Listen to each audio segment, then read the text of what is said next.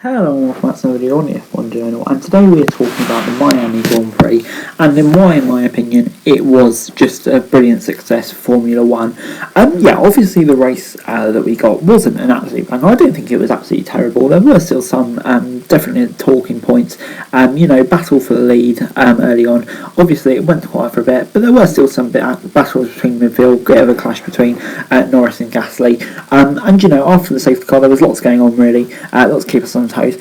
So yeah, for me the race wasn't an absolute classic. But with the track, I didn't think it was ever going to be really. I mean, I do think it's a dreadful track. Maybe what I would do is that turn 11 to turn 14, I think, where it's just so narrow, I think maybe they could make that into one long corner, then the track would be infinitely improved, because I can just imagine how hard it is to follow around that corners, and yeah, that definitely impacted the racing.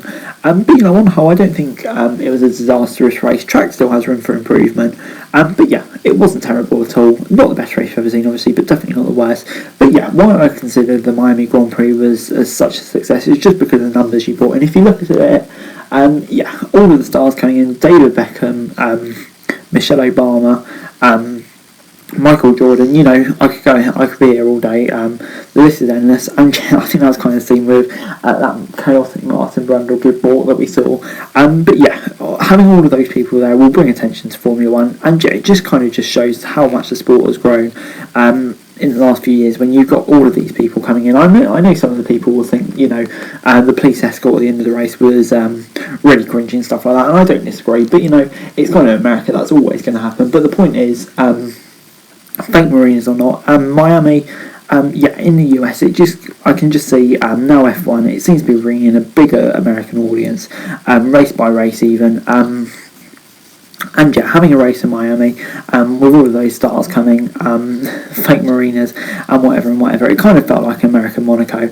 And yeah, for me, that's a success for F1. It seemed to all go pretty smoothly. I didn't hear any bad stories of the event not going well. So yeah, for a first attempt, it seems to have gone very smoothly. And having American Monaco with all those stars, I don't think it was really aimed for those established F1 fans, but for people new to the sport getting to it, when they see all those celebrities there and the glitz and glamour of Miami, you could call it, around the Hard Rock Stadium, a well-known stadium, and the racing wasn't too bad either. Yeah, I don't see how that couldn't be an unqualified success for F1. I think it definitely was.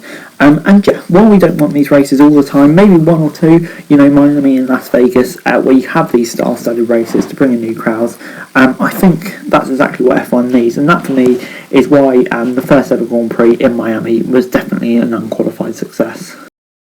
But anyway guys, that's the video. Thanks very much for watching. To like, share, subscribe, and if thoughts, comments down below. Thanks for watching for daily football news and subscribe to my channel on screen, and I'll be greatly appreciated. Thanks very much for watching. Peace.